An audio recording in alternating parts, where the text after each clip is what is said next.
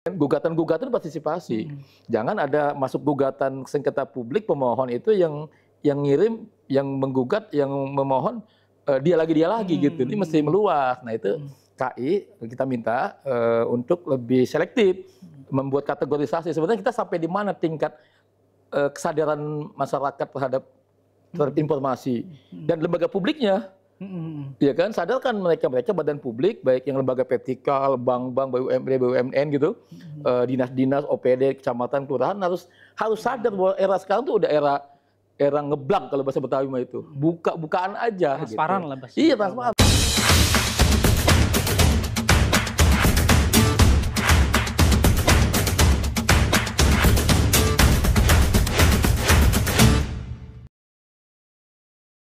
Assalamualaikum warahmatullahi wabarakatuh, Sobat Kabar Banten, bertemu lagi bersama saya Irfan Mutaha dalam program Mode Ngobrol Bareng Dewan. Nah kali ini saya akan berbincang langsung dengan Ketua Komisi 1 DPRD Provinsi Banten, Bapak Ahmad Jajuli. Assalamualaikum warahmatullahi wabarakatuh. Waalaikumsalam, Ipan. Pak Jajuli gimana kabarnya, sehat? Alhamdulillah, tapi gemukan ente. Ini bukti bahwa ada pergeseran. Jangan sampai perutnya doang yang maju, stabil kan? Ya sehat, Alhamdulillah. Alhamdulillah. Sebagai wakil rakyat sekarang sedang sibuk apa nih, Bang? Ya wakil rakyat kan memang namanya wakil ya. Harus apa kata rakyat? Iya. Teorinya gitu kan. Mengingat masyarakat juga di banyak. Ujung periode ya tentu apapun ada masanya dan setiap jabatan apapun ada periodenya. Ketika ada awal ya pasti ada akhir. Benar. Awal akhir kan gitu. Nggak terasa hampir 5 tahun kan. 2019 pasca pemilu pileg ya 2019 kemudian kita mengabdi di sini di gedung Dewan untuk kepentingan masyarakat. Ya sekarang kita menghabiskan anggaran sudah karena saya juga di Banggar. Jadi karena periodik ya. Jadi anggaran perubahan tahun ini sudah paripurna kemarin, kemudian untuk pembahasan di Banggar juga sudah. 2025 juga sudah, KUA PPS juga sudah. Jadi itu salah satu fungsi budgetingnya. Kalau pengawasannya kita intens dengan mitra kerja ya. Betulan Komisi 1 kan, Kang Irfan tahu lah. Walaupun tipis-tipis gitu air mata, tapi kan mitra kerjanya sangat banyak dan paling banyak. Termasuk KPU, Bawaslu kan di sini yang lagi menggelar hajat pilkada serentak tahun ini. Dan kemarin evaluasinya kita minta untuk mengekspos hasil pemilu pileg 2014 dan pilpres tentunya, walaupun mereka dipilih oleh struktur KI dengan pansel dari KPU pusat, tapi kan tetap pertanggungjawaban, monitoring kinerja, pengawasan dan pertanggungjawaban anggarannya di sini, gitu, di mitra kerja kita. Selebihnya dengan Komisi Penyiaran Indonesia KPID ya kemarin sudah memberikan semacam penganugerahan terhadap industri dan lembaga penyiaran, kita berikan anugerah ya kan di Award terhadap mereka yang memang aktif selama ini di dunia penyiaran, menayangkan tayangan-tayangan yang bermanfaat buat publik, yang mencerahkan. Kita kasih apresiasi. Nah, dua lembaga terpenting kan itu di iya betul, karena masih relevan lembaga itu walaupun konteks undang-undangnya kayaknya perlu dikontekstualisasi itu. Karena kan seperti KI, Komisi Informasi kan di era digitalisasi hari ini kan tentu harus adaptif, harus responsif terhadap perkembangannya. Undang-undang itu kan tahun 2008 untuk yang Komisi Informasi terkait dengan keingintahuan publik, komplain publik, apa yang masih ditutupin, keinginan masyarakat tentang data misalnya kan harus juga dibuka. Apa sih nggak terbuka hari ini? Penyiaran kan sekarang sudah ASO, analog ke digital kan? Kan sudah nonton TV di TV kabel, di website YouTube segala macam kan? Kan nggak bisa kita cegah. Kita ini begini podcast kan? Produk di era digital nih. Kalau kita nggak adaptif, media kan terjun bebas kan? Udah jarang ada yang baca Kabar Banten misalnya, yang edisi hard ya kopi kan, sekarang kan sudah eranya digital. Tentu kan kita respon. Ya podcast ini kan bentuk respon nih. Betul. Nah, bicara soal KI itu Bang, publik mungkin hanya sebatas mengenal bahwa Komisi Informasi itu hanya menyelesaikan sengketa informasi ya, disampaikan oleh masyarakat begitu. Apakah ada yang lebih penting dari itu? Ya memang terutama saya selama di gedung Dewan ini, selama periode saya ingin agak keluar dari zona nyaman, zona yang struktural, berpikir struktural ya, kita lebih kontekstual, kita tarik ada ruang inovasi, ruang kreativitas, ada ruang responsif terhadap perkembangan dinamika zaman kan harus, ya kan? Karena kan undang-undang dibuat pada zamannya, gitu kan. Walaupun kadang-kadang naskah sosiologisnya itu landasan sosiologis dan filosofisnya dibuatlah dengan sangat teoritis, tapi kan tetap harus adaptif. Makanya jangan tabu dengan perubahan perda, perubahan undang-undang, gitu ya.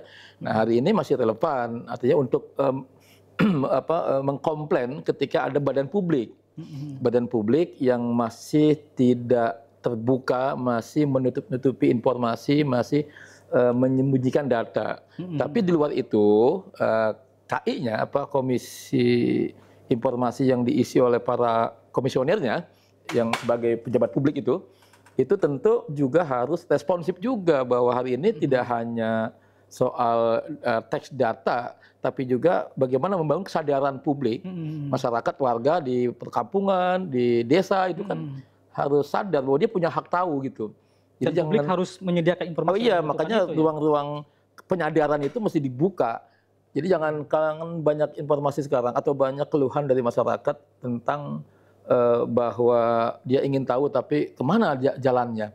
Dia ingin menanyakan sesuatu nggak boleh ditutup dalam lembaga publik. Lah kok kemana komplainnya? Soal pelayanan, soal fasilitas, soal apapun yang dia ingin tahu. Berapa sih anggaran kita sesungguhnya, berapa sih APBD kita, berapa sih PAD kita, berapa sih proyek ini di jalan, ya siapa sih yang ngerjainnya, bener nggak sih proses metodologi dan mekanismenya. Nah kita kan ingin tahu tuh publik tuh. Nah ketika publik tahu, maka itu meningkat grafik kesadaran dan kecerdasan publik itu meningkat. Partisipasi dalam pembangunan juga betul, harus ada partisipasi. Ya, jadi partisipasi itu juga dalam bentuk protes juga partisipasi gitu. Iya kan, gugatan partisipasi. Jangan ada masuk gugatan sengketa publik, pemohon itu yang ngirim, yang menggugat, yang memohon dia lagi gitu. Ini mesti meluas. Nah itu KI kita minta untuk lebih selektif membuat kategorisasi. Sebenarnya kita sampai di mana tingkat kesadaran masyarakat terhadap informasi dan lembaga publiknya. Ya kan, sadarkan mereka badan publik, baik yang lembaga vertikal, bank-bank, BUMN gitu, dinas-dinas, OPD, kecamatan, kelurahan harus sadar bahwa era sekarang tuh udah era ngeblak kalau bahasa Betawi mah itu, bukaan aja. Transparan gitu. lah bahasa. Iya transparan. Tinggal dibuat aja sistem apa lewat website, apa lewat ketika publik datang minta kasih aja. Kalau perlu ada ekspos anggaran tuh. Betul. Pameran anggaran, ya kan. Jadi proyek pembangunan dipamerkan gitu, disosialisasikan bahwa misalnya di share ada satu kanal bahwa tahun ini kita akan bangun ini, yang sudah dibangun ini, share angkanya berapa, uangnya berapa, di wilayah mana, itu udah waktunya dibuka. Gitu. Nah persoalannya apakah kemudian perkembangan itu sudah dilakukan adaptasinya, proses adaptasinya sudah dilakukan oleh KI Provinsi Banten, karena kan tadi kalau bicara partisipasi dan transparansi sekarang belum maksimal belum, apalagi KI-nya kan baru nih, ya kan, makanya kita minta kemarin kita panggil dan kita undang dan kita pun dihadirkan di acara Monep itu untuk akseleratif, untuk ada percepatan lah. Jadi jangan menunggu, jangan sekedar ya yang istilah saya tuh kerja kayak ekor cecak, ya kan, nggak substantif tapi sekedar ekor gerak-gerak kita anggap itu cecak. Berdebat soal administratifnya, soal regulasinya, soal apanya, tapi substansinya enggak. Kayak kita di dewan, di eksekutif, di legislatif, di organisasi kan perdebatan kita kan kebanyakan soal ekor, soal instrumen-instrumen yang enggak substantif, teknis, simbolis, soal jaket, soal baju, soal administratif kan gitu, soal pelantikan, soal audiensi, soal program rapat-rapat itu kan sebenarnya nggak bersentuhan langsung dengan kepentingan publik. Nah ini saya coba selama 5 tahun saya di Dewan itu saya membuka ruang itu, ruang berpikir itu, ruang bertindak itu, sehingga kita jangan terperangkap oleh sekat-sekat administratif, sekat-sekat formalistik yang simbol-simbol itu, gitu. Bukan berarti kita nggak patuh terhadap aturan, tetap. Termasukkah? Apakah mungkin karena kan bicara Banten ini kan sangat luas nih Bang. Iya. Tentu permohonan informasi juga banyak dong di pelosok begitu kan. Apakah banyak.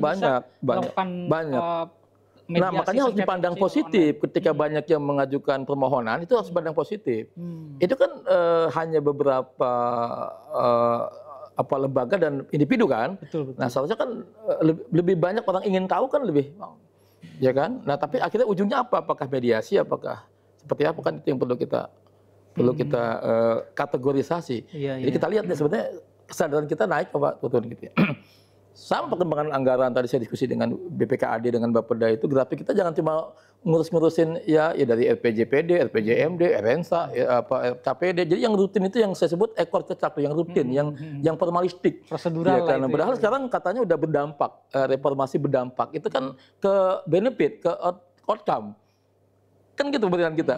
Ada perencanaan, usulan masuk, lalu ada sistemnya, kemudian diproses, ya kan, lalu ada duitnya, ada anggarannya dibahas, lalu ada output, sampai output selesai, sampai foto-fotonya ada, duitnya habis, pelaksana siapa, pemborongnya siapa, ini fotonya selesai. Pertanyaan kemudian yang belum terjawab adalah manfaat nggak sih jalan ini dibangun, manfaat nggak sih bangunnya dibangun, manfaat nggak sih Banten International Stadium, manfaat nggak sih jembatan, manfaatnya itu bisa diukur, manfaat nggak sih uang ini habis apa buat masyarakatnya. Ya kan, bukan hanya foto-foto selesai, udah kalau administratif selesai begitu, nggak pelanggaran itu. Ya kan, tapi kita lebih jauh. Belum lagi kalau ditanyakan lebih jauh lagi, Kang Ivan, kaitan dengan kebahagiaan misalnya.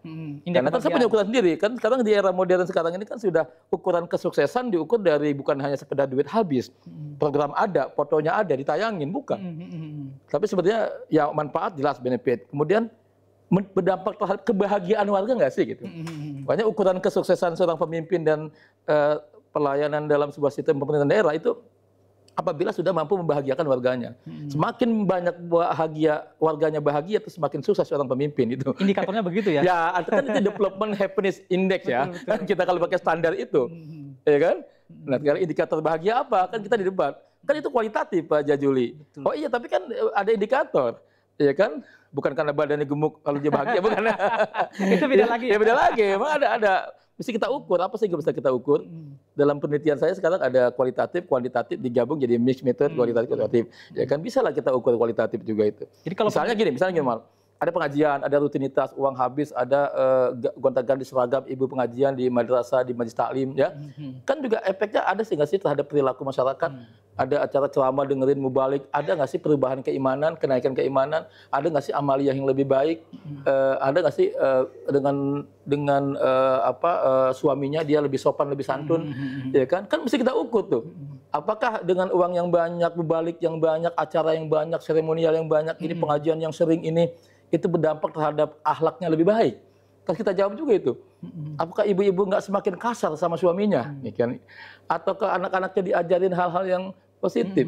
Nah ini, coba, ini kita ada pengajian banyak, tapi judi online makin meluas misalnya. Mubalik ceramah, tapi pinjol makin banyak. Itu ada kemungkinan indikatornya tidak masuk gitu ya? Ya, makanya kita harus ukur. Ya, akhirnya ikhtiar ke arah situ harus kita lakukan. Penyadaran-penyadaran itu harus lakukan. Dakwah kan tidak hanya di panggung ceramah. Dakwah kan tidak harus hanya orang mubalik. Siapapun dakwah secara bilhal, secara kontekstual dan tekstual, kan harus. Di politik kan dakwah juga kita di sini. Ya, jadi kita kan bisa mengingatkan, saling mengingatkan. Memberikan informasi. Memberikan informasi apapun kepada publik, mulai dari kita, kemudian mekanismenya, sistem, transparansi, keterbukaan, ya kan, hindari korupsi, kemudian juga kita harus kolaborasi, peduli terhadap masyarakat, kemudian juga harus responsif terhadap aspirasi, kan itu juga harus kita bangun gitu. Nah, bicara soal perencanaan dan realisasi tadi, Bang. Kita mungkin tidak hanya bicara soal keberadaan KI Provinsi Banten yang keberadaannya sudah lembaga vertikal kan banyak. Betul, ya ada KPU, ada Bawaslu, ada Komisi Informasi, ada Komisi Penyiaran, dulu ada Dewan Riset, sekarang udah nggak ada karena BRIN kan, dan lembaga lain. Ya kan, kemudian lembaga vertikal yang ada di sini seperti BPN, BPK, Polisi, Babinsa, BPOPM, LPOPM segala macam, apa itu yang Badan Intelijen segala macam. Kan banyak sekali lembaga-lembaga itu.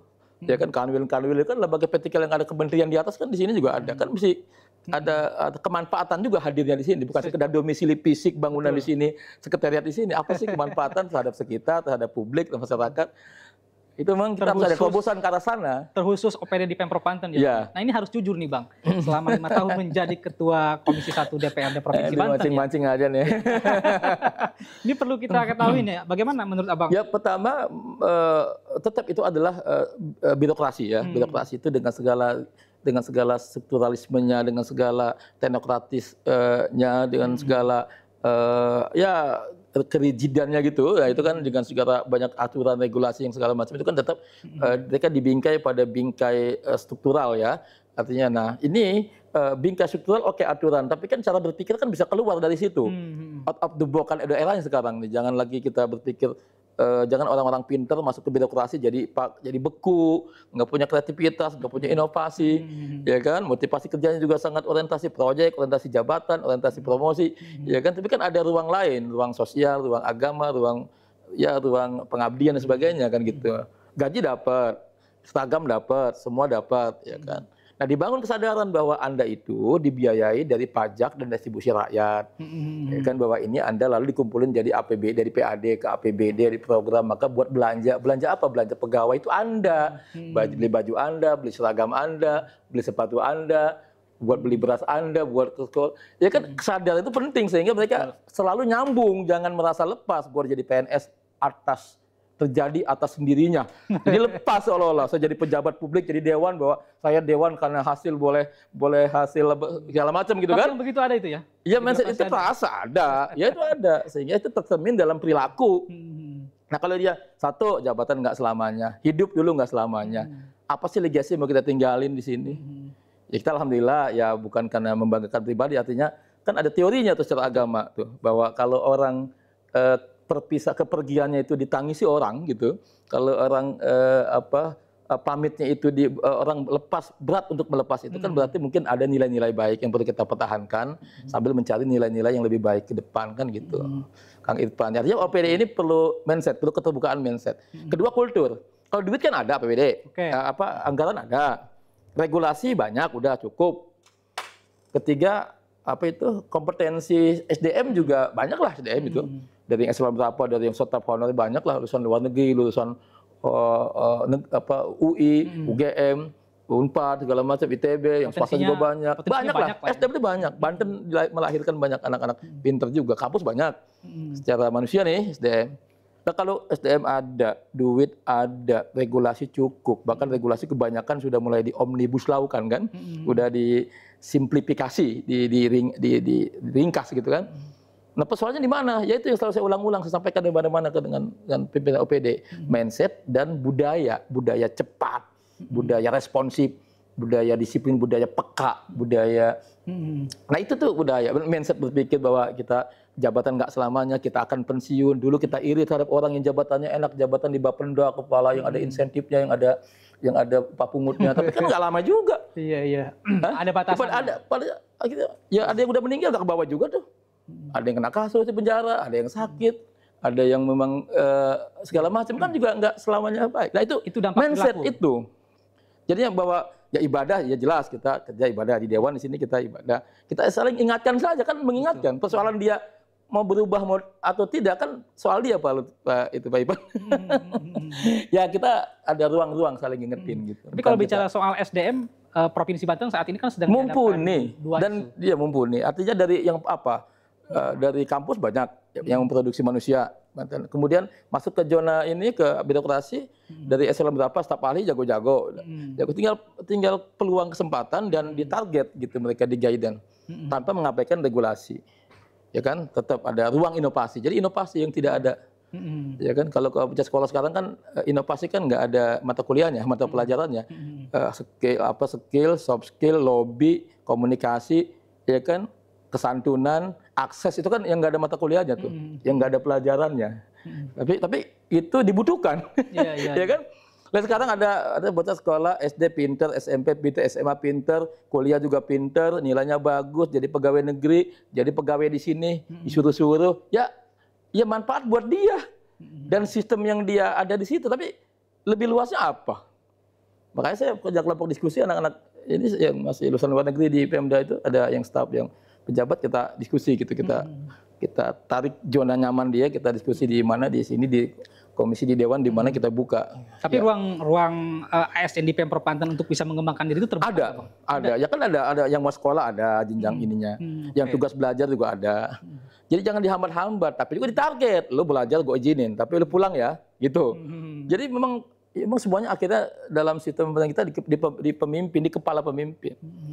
Ya kan, gubernur, wali kota, bupati. Ya tergantung isi kepala dia apa.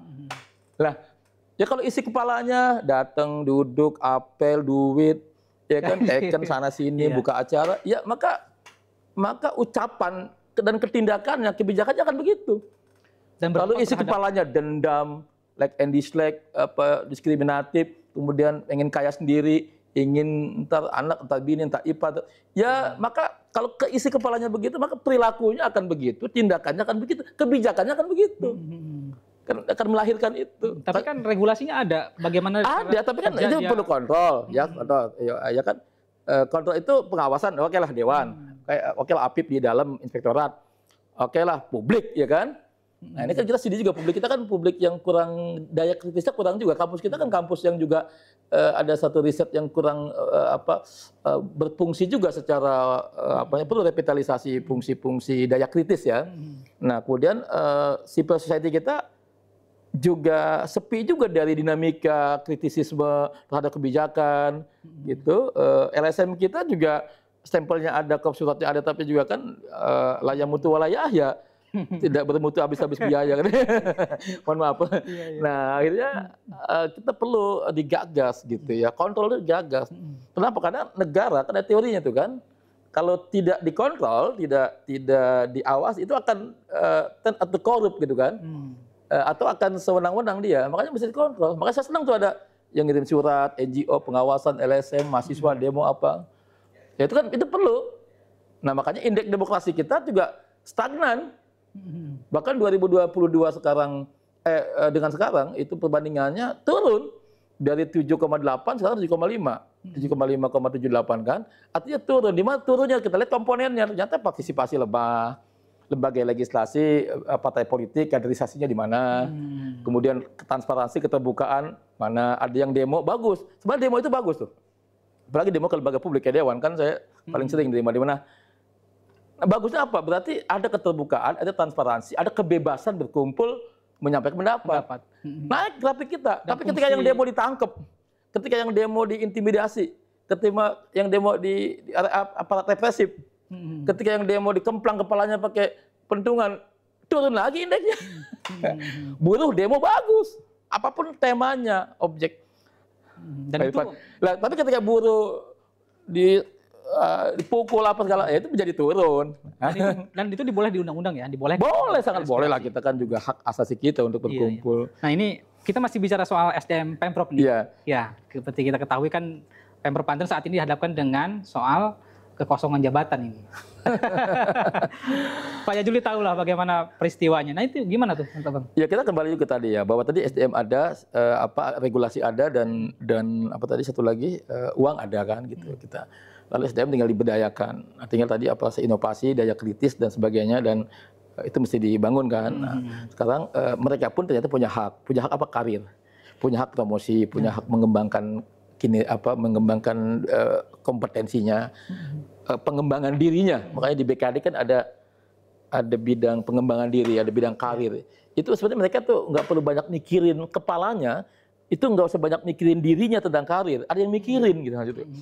Asal sistemnya juga diterapkan. Di kita kan tadi udah ada yang namanya sistem merit system. Ya kan, sistem meritokrasi, bahwa jangan nepotisme, jangan dari KKN, ya kan, dari korupsi, tapi kita harus objektif, harus kualitas, harus berdasarkan nilai, harus objektif. Bukan itu. Karyanya apa? Jelas ada ukurannya. Ya kan, tapi itu hanya jargon kadang-kadang banyak kita temukan itu hanya jargon. Nah itu mesti dioptimalkan. Nah, kaitan dengan jabatan kosong, ada argumen. Karena kosong maka ada anggaran yang tidak keserap. Ya disebutlah itu efisiensi. Gitu. Alhamdulillah tahun ini kita surplus kan gitu.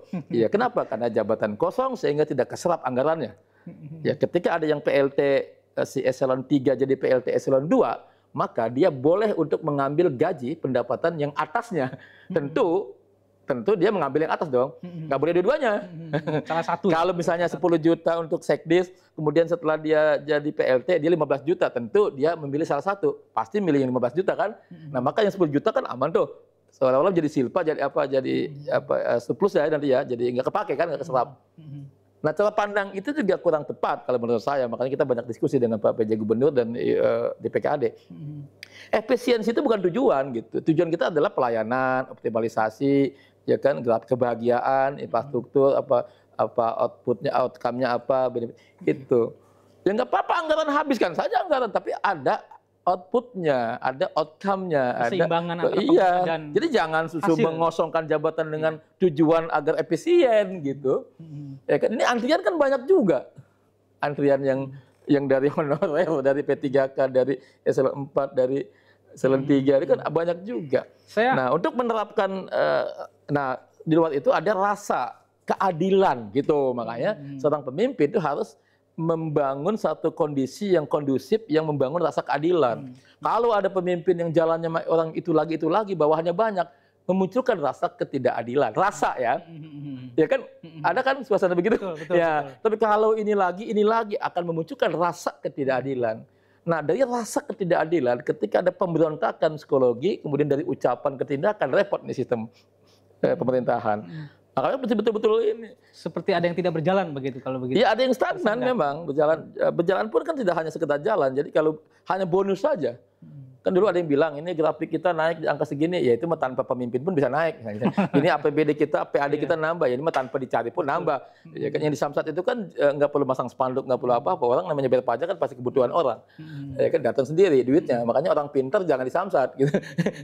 Ya kan itu mesinnya udah jalan, kecuali yang betul-betul punya inovasi, punya terobosan, punya progresivitas berpikir dan menggali potensi-potensi apa pajak dan pendapatan, baru taruh di situ, tapi ditarget gitu. Jangan cuma mau insentifnya aja, kan diiriin juga. Yang di Samsat pun di Bapenda harus sadar bahwa dia tuh, alhamdulillah dia tuh punya pendapatan yang lebih istimewa kan. Kemudian mereka harus sadar bahwa mereka di luar mereka ada yang pendapatannya kecil, ada yang iri, ada yang dengki, ada yang hasut. Ada yang merasa tidak adil, kok lu lagi gitu kan kita. Kita harus sadar itu. Ya kan? Udah jangan terlalu banyak nyari backup kemana-mana gitu ya. Pengen jabatan selamanya di situ, nyari backup keluar. Itu menjadi rusak sistem kita ini sebenarnya. Nanti sistem program yang bin. Ya komunikasi penting, data itu penting. Pemimpin harus dihadirkan bahwa nih ada orang yang baik, Pak Pemimpin ini takutnya Pak BKD nggak tahu nih ada orang pangkatnya cukup dan dia idenya gagasannya bagus, punya karya, itu juga perlu juga dihadirkan, dihidangkan, gitu kan. Banyak yang mendem aja kan, yang punya karya tapi dia pemalu gitu kan. Nah itu harus peka dengan situasi itu. Harus peka. Kalau kita nggak peka ya repot juga. Karena di sistem pegawai kan ada penilaian ya. Ya jelas ada, normatifnya ada. Nah itu makanya dari yang sisi yang normatif struktural formalitas itu geser dikit ke arah yang lebih kontekstual, ke lebih ya mencari bibit-bibit, lihat situasinya di luar itu gimana. Bahkan kan ada juga pemimpin yang melihat dari sisi bukan sisi normatif dia di kantor, tapi dari sisi di luar itu dia sholatnya rajin nggak sih, sama istrinya harmonis nggak sih keluarganya, ya sama tetangganya gimana sih dia gitu kan, sering ke musola nggak sih tetangga musola, sering kerja bakti nggak sih, ada juga sisi-sisi itu penting juga itu. Karena itu psikologi orang ya. Psikologi orang, di tracking gitu. Iya, Bang Jajuli saya masih berkali-kali saya sering bertanya ke Pak Jajuli terkait dengan kekosongan jabatan ini. Pak Jajuli selalu mengatakan tidak jadi persoalan kosong, yang penting pelayanan terhadap awal itu, tapi kan saya bilang lagi ujungnya jangan terlalu lama karena image-nya nggak baik. Jadi tidak lazim gitu. Jabatan kosong itu biasa, tapi kelamaan menjadi nggak biasa, nggak lazim. Secara detail undang-undang klausul dilanggar memang tidak ada, tapi secara psikologi birokrasi itu nggak sehat sebenarnya. Ya, jangan bertumbuh hanya efisiensi. Ya kan, ini ada antrian juga kaderisasi, bukan kaderisasi, ya karir ya, karir pegawai. Lalu juga jangan orang sudah satu di sini, merangkap sini, udah merangkap lagi di sini. Itu, nah nggak apa-apa, begitu kan hak pimpinan, user, apa namanya kalau bahasa itu prerogatif ya. Prerogatif. Ya katakanlah prerogatif, walaupun nggak ada prerogatif di birokrasi. Tapi kan tetap ada dasarnya. Ya, hanya sekedar dekat sama yang ini, ya kan ini lagi kan juga bagaimana psikologi yang lain dampaknya. Nah itu nggak kondusif situasi itu. Etos kerja menjadi berkurang, menjadi lemah. Di sisi lain nasihat-nasihat secara kesadaran hai pegawai, Anda nggak selamanya Anda akan pensiun hai pegawai, Anda harus rukun hai pegawai, Anda jangan koruptif hai pegawai, Anda jangan sekedar kerja duduk datang apel duit, kerja duduk datang apel. Dia kan juga lihat lingkungan, bagaimana target, bagaimana capaian, bagaimana kemanfaatan, bagaimana kan gitu. Jangan kesannya ada yang kaya makin kaya, yang di tempat basah makin lepek gitu ya. Di kita ini kan itu muncul selama saya 5 tahun bermitra kerja dengan birokrasi ya, dengan BKD, dengan inspektorat. Terakhir inspektorat saya tanya, apa sih umumnya temuan-temuan itu di LHP, ya kan? Ya kan terbuka, ada yang pelanggaran, bawa kabur mobil, kendaraan, aset, ya kan? Ada yang ini kelebihan bayar, ada yang soal proyek, ada yang soal koruptifnya, ada yang soal administratifnya, ada yang soal segala macam, ada yang soal ini istri tuanya gugat cerai, ada yang ketahuan kawin lagi, ada yang ya segala macam. Tapi Komisi 1 sempat nggak sih Pak yang khawatir dengan keadaan seperti ini sekarang? Ya kan kita harus optimis pertama tetap. Baik sangka terhadap pribadi harus baik sangka, tapi terhadap sistem ada yang bilang harus buruk sangka. Jadi negara kekuasaan itu harus dicurigai gitu. Ya kan? Kalau nggak dicurigai ntar dia macam-macam gitu. Nah, tapi bukan ke personalitas manusianya gitu ya. Kalau itu kan suudon namanya. Tapi karena ini pejabat publik, maka publik terlibat. Nah, saya yang mewakili publik, maka punya dorongan untuk memanfaatkan tupoksi kewenangan yang ada baik legislasi, controlling, budgeting, ya kan, di luar itu untuk menggunakan alat ini gitu. Saya punya pisau, saya bisa manggil, saya bisa investigasi, saya bisa rekomendasi tentang sebuah temuan, saya bisa ini kan bisa ada kewenangannya gitu ya. Nah, di luar itu kan kita aspirasi masyarakat. Yang di luar itu yang agak rumit kan, Dewan kan bukan hanya di kantor, tapi di luar kantor itu agak rumit. Bertemu dengan Ya masyarakat. kan, teman-teman saya kan tidak mengeluhkan pendapatan Pak Ipan di sini. Kalau pendapatan ya relatif lah pendapatan, tapi yang dikeluhkan kan pengeluaran ya. Nah, iya. Karena saking banyaknya keluar. Nah, ini Bang, sudah 5 tahun menjadi anggota DPRD Provinsi Banten. Tentu tadi kalau bicara soal bertemu dengan masyarakat banyak keinginan disampaikan begitu Bang ya.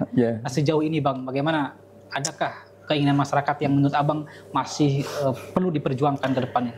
Saya kan jadi anggota Dewan bukan kecelakaan ya. Memang kan baru pertama kali masuk dalam dunia mencalonkan begini, dan alhamdulillah langsung jadi suara paling banyak di dapil waktu itu. Kemudian juga saya juga nggak menduga tanpa amplop yang satu orang harus pilih saya itu, enggak lah, kita dari dulu kan enggak. Saya kan aktivis 98 dulu, pergerakan mahasiswa, pernah di KPU, administrasi politik saya paham, kemudian juga saya pernah konsultan politik dalam pilkada pemilu, saya pernah mendampingi Bapak Dr. Haji Wahidin Halim dulu secara artinya ilmu sosial masyarakatnya saya dapat lah. Kemudian juga saya juga di kampus ngajar sistem politik, ada filsafat politik, saya juga ada teori-teori yang kita dapat gitu ya. Walaupun di lapangan itu di luar teori, kadang-kadang di luar pengalaman baik terjadi Pak Ipan. Dilantik saya saat itu langsung buka rumah aspirasi, karena selama ini keluhan Dewan itu katanya sulit dijangkau, diakses. Dan keluhan masyarakat adalah untuk bagaimana dilayani, dibuka aksesnya. Jadi di situ kalau gitu ini ada miskomunikasi nih, ada miskoordinasi. Akhirnya saya buka rumah aspirasi. Walaupun nanti besok saya bukan lagi Dewan, ya rumah aspirasi tetap ada. Ya orang ngadu kan nggak boleh kita cegah. Masa orang mau ngadu, Bu bantuin saya dong Pak Jajuli, BPJS saya, ini ijazah saya ditahan anak saya, ini saya nggak dapat bansos, ini bagaimana berobat di rumah sakit. Masa saya tolak, Pak, mohon maaf Bapak Ibu, saya bukan lagi anggota Dewan. Ya, Pak Jajuli itu datang dong Komisi Taklim lagi, ngasih ini, ngasih informasi, ngasih apa. Oh mohon maaf Ibu, mas saya bukan anggota Dewan. Ya, kan nggak begitu, ya kan? Publik kan nggak begitu. Atau saya di Komisi 1 ada usulan, ada keluhan masyarakat di Komisi 5 pendidikan, Pak Dewan Jajuli, ini dong masalah kepala sekolah, masalah sekolah gimana, penjaga sekolah, masalah status, masalah fasilitas sekolah gimana, kok orang susah nggak masuk negeri, orang yang kaya bisa masuk negeri, afirmasi udah nggak bisa, prestasi nggak bisa juga, akhirnya orang susah sekolah di swasta, masukin ke swasta, mahal ongkosnya, SPP-nya mahal, uang pangkalnya mahal, lah gimana? Ke negeri nggak dapat, ke swasta dia nggak punya uang, sekolah di mana? Jangan-jangan pada main pinjol, main judi online tuh, pada malak jadi berandal tuh kan, ya kan?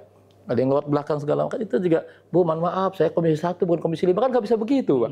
Nah publik itu kan, jalan saya bolong, ini saya banjir, Pak, mohon maaf, saya bukan di Komisi 4, kan nggak begitu. Nah itu mindset itu mesti ada, mesti adil. Jangan justru kayak alergi ketemu rakyat. Nanti kita buka rumah aspirasi, pengaduan itu nggak jauh dari urusan itu, Pak. BPJS, kesehatan, akses pendidikan juga, masalah ijazah, masalah SPP, masalah belajar, masalah kemudian masalah bansos, masalah yang kaya dapat, yang susah nggak dapat, masalah data, kemudian masalah pengangguran, siapa yang nganggur, ya kan? Nah, apalagi coba? Ya kita kan hadir di situ, jangan berpikir bahwa, aduh, gua nggak punya duit, jangan melulu bahwa itu adalah duit, kalau akses kok, kau punya kewenangan kok, kita bukan. Nah, akhirnya dengan situ saya menanamkan dan juga kalau sebisa mungkin jangan mengkaitkan kebaikan untuk milih. Walaupun kita wajar-wajar aja punya harapan ya. Kita baik sama orang, tapi milih gua ya. Ya tentu dia nggak milih, kan dong kalau kita tuh. Ya kan, pengkhianat tuh. Ya kan, wah nanti nggak boleh. Kebaikan-kebaikan yang kita kasih itu juga sebisa mungkin ya. Walaupun kadang-kadang manusia ya tetap namanya politik, ada harapan dong kan gitu ya. Alhamdulillah. Nah akhirnya apa? Saya minta maaf. Mereka datang menanyakan, Jajuli nggak? Iya, saya amanah saya 5 tahun. gitu. Saya mohon maaf tidak bisa memenuhi kebutuhan di malam takbiran mau nyoblos misalnya, banyak yang minta uang untuk nyoblos segala macam. Saya kan mengajarkan jangan itu. Tapi kalau kebutuhan apapun saya bantu, ya kan. Jangan hitung-hitungan. Nah, kita membangun kesadaran dari situ juga. Dan saya berusaha untuk tidak misalnya dongkol, kesel, ya janganlah, ya kan. Nah, tapi kan harapan yang tidak terwujudkan juga ada rasa-rasa sedikit, itu biasa. Tapi jangan baperan gitu, jangan larut. Aktivitas kita banyak kok, tawaran segala macam banyak. Ada yang nawarin jadi wakil rektor, ada yang nawarin ke kampus, ada yang nawarin jadi nagari, ada yang nawarin dari komisaris, segala kan banyak. Ada aja kalau bicara aja. Karena itu buat saya, bukan jabatan publik, bukan yang kaitannya dengan iya. Ya itu Bu, ini pelajaran buat kita semua, ya kan. Mas Juli, kalau gitu nanti, wah menyesal. Ya, tapi kan Ibu juga nggak sungguh-sungguh dan Bapak-bapak ketika di lapangan, Pak Dewan gimana nih minta balik minta uang, kan juga ada dialektika itu, dan kita juga nggak bisa menutupi hal-hal seperti itu. Nah, kemudian ada jalan keluarnya, mungkin nanti ada di pilkada ada kesempatan. Ternyata kan juga pilkada kita nggak jauh dari urusan logistik, urusan politik, urusan oligarki dan sebagainya. Akhirnya saya mohon maaf, sempat ini kemarin ditunggu-tunggu, saya banyak dukungan untuk jadi pilkada. Ternyata kan ya sosok kayak Anies Baswedan aja, Pak Arief Ispansa aja yang udah lebih senior katakanlah secara politik aja bisa lewat, ya orang kayak Bu Airin yang gimana dukungannya banyak bisa hampir lewat gitu kan. Nah itu kan banyak yang tidak logik gitu ya. Artinya di situ kan kita jalanin, tapi kita harus rasional objektif juga. Makanya hari ini saya kesempatan nih ngomong nih ya, saya Pak Ipan ya pada siapapun, kemarin staf di kantor Dewan nangis-nangis, perpisahan saya dibikinin tumpeng, kemudian dari supir, OB, cleaning service, Pamdal, Satpam, dari beberapa honorer yang selama ini saya berjuang juga. Ya tentu saya juga terus akan memperjuangkan ya, karena ini soal kemanusiaan, bukan soal jabatan. Banyak orang berjuang sesuai dengan posisinya kan, dimanapun bisa memperjuangkan. Ya kan soal kemanusiaan, soal status, soal honorer, pendapatan kan kasihan tuh. Bahkan mereka bilang, Pak, umur saya 23 tahun pekerja di sini, baru kali ini duduk di tempat dewan dan makan bareng segala macam, dikasih kesempatan foto bareng. Ya kan? Ya kalau dengan yang pejabat-pejabat kan udah sering lah kita ketemu, tapi kan yang dengan mereka. Ada yang bilang, Pak itu nggak malu apa? Ya enggak lah, emang kalau kita dengan satpam jabatan kita turun. Emang kalau kita tiap hari sama gubernur jabatan kita bakal naik. Ya kan? Emang kalau kita nongkrong di situ sama OB cleaning service kita kasih macam-macam, kita ajak ngobrol, emang derajat kita akan turun? Kan enggak juga. Ya kan? Nah, itu kan hal-hal yang prinsip juga, bawaan kita, bukan dikemas. Bukan ada orang nggak biasa berkopiah misalnya pas mau ada pencalonan kopiah. Nggak biasa berdasi, pasti nggak biasa turun. Nah itu kan memang tradisinya begitu. Makanya pemimpin itu memang idealnya ya dilahirkan dari kebiasaan, bukan dari penciptaan. Kalau kebiasaannya nggak pernah salaman sama orang, tahu-tahu pas udah mau nyalon sesuatu dia salaman, ya alhamdulillah dia mau salaman ya. Sebenarnya kebiasaannya memang nggak pernah salaman. Ya turun ya alhamdulillah mau turun ya. Jadi dilihat di kebiasaannya. Jadi bukan di ujungnya. Nah itu, makanya ada istilah track record, ada istilah. Tapi kan ya itulah demokrasi. Itulah. Ya kita kenal dengan wartawan, dengan teman-teman LSM dan sebagainya. Kampus utama di sini. Di ujung tahun Bang ya? Ya, di tahun. Dan ini sudah selesai kan, pendaftaran pilkada sudah selesai kemarin. Artinya ada yang ketika nama saya tidak ada, kemarin kan awal-awal ada gambar di mana-mana, surveinya pun nggak malu-maluin kedua gitu ya. Nah, ternyata nggak ada yang partainya kan, partai kan ada logika sendiri, ada DPP-nya gitu, ada urusan di luar itu, ada logistiknya, kesiapannya, perangnya, ya kan. Nah itu kan ternyata saya tidak cukup mampu, bekal yang saya punya tidak cukup mampu untuk melanjutkan perjuangan politik di pilkada tahun ini. Akhirnya saya harus benar-benar mohon maaf kepada siapapun yang sepemikiran, yang mendukung saya, yang seaspirasi dengan saya, yang mengawal saya, yang ingin berjuang bareng saya gitu. Gitu, tapi mereka. Perjuangan untuk masyarakat tetap. Iya, tetaplah harus lah, itu maksud saya. Maaf. Oke, Bang, tadi banyak aspirasi yang disampaikan. Tentu ini kesempatan kita untuk menyampaikan terhadap Pemprov Banten. Mungkin ada pesan penting bagi teman-teman di PD Pemprov Banten. Ya, memang kesadaran pribadi terhadap posisi masing-masing pejabat. Dr. Al-Mutabar sebagai PJ Gubernur tidak akan selamanya dan harus meninggalkan legasi yang baik. Legasi yang baik itu bentuknya apa? Karya, bentuknya apa? Ya, rasa keadilan dengan staf, dengan bawahan, apa? Ya, produk pembangunan kan taken for granted kan, artinya bangunan itu kan berjalan dengan sendirinya ya, fisik-fisik apa segala macam itu ada. Ya terobosan-terobosan juga kan sulit. PJ itu kan standarnya kan pakai RPD, bukan pakai RPJMD, bukan pakai RPJPD kan. Ya itu kan transisi lah. Beliau kesadaran bahwa beliau ini adalah pejabat di era transisi itu harus sadar. 2 tahun lebih tidak dipilih oleh rakyat, tidak melalui kedaulatan rakyat, itu kan harus ada kesadaran di situ, ya kan. Kedua, karena ini sistem manajemen ada uangnya kebijakan, maka manfaatkan betul uang itu untuk kepentingan masyarakat secara transparan, ya kan, bukan untuk memperkaya diri pribadi sesuai dengan aturan saja gitu ya.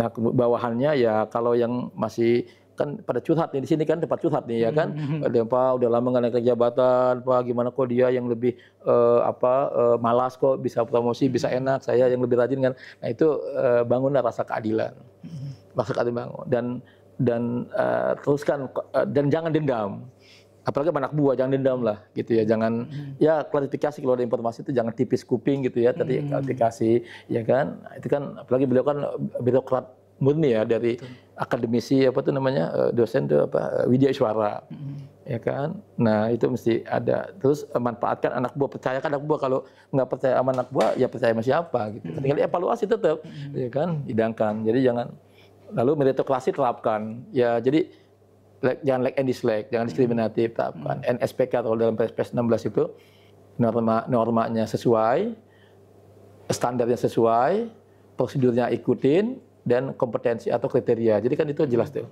Jadi entah kenapa ini yang ini dia promosi karena ada standarnya, sistem meritokrasinya ada jalan. Itu walaupun itu menjadi kosakata yang klasik meritokrasi itu, ya kan, merit system itu. Tapi tetap kita jangan kapok gitu. Tetap ya, hubungan dengan siapapun ya bangunlah, dengan dewan bangun, saling kontrol, jangan saling sandra, ya kan, ya saling kontrol gitu.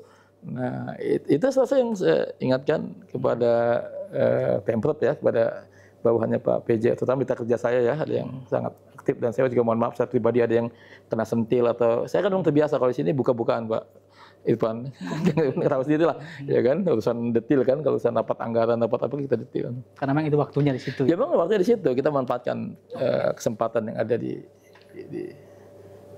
Dewan selama 5 tahun ya. Oke, baik. Sampaikan teman-teman salam ya buat teman-teman di Pokja Wartawan dan selama ini bermitra kerja di Komisi 1. Alhamdulillah jadi lama ini.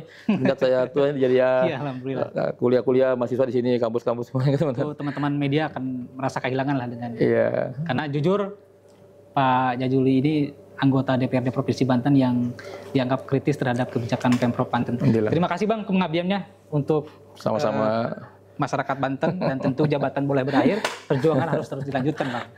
Iyalah, sebuah emosional ya. Makasih. Mohon doa selalu supaya sehat walafiat dan selalu menjadi manusia yang bermanfaat. Khairun nas anfa'uhum linnas. Sebaik-baiknya manusia itu yang bermanfaat buat orang lain. Amin ya rabbal alamin. Itu yang kita pegang. Baik, Sobat Kabar Banten, itulah perbincangan saya dengan Ketua Komisi 1 DPRD Provinsi Banten, Bapak Ahmad Jajuli. Saksikan terus program podcast Kabar Banten. Assalamualaikum warahmatullahi wabarakatuh. Waalaikumsalam warahmatullahi wabarakatuh. Terima kasih, Bang.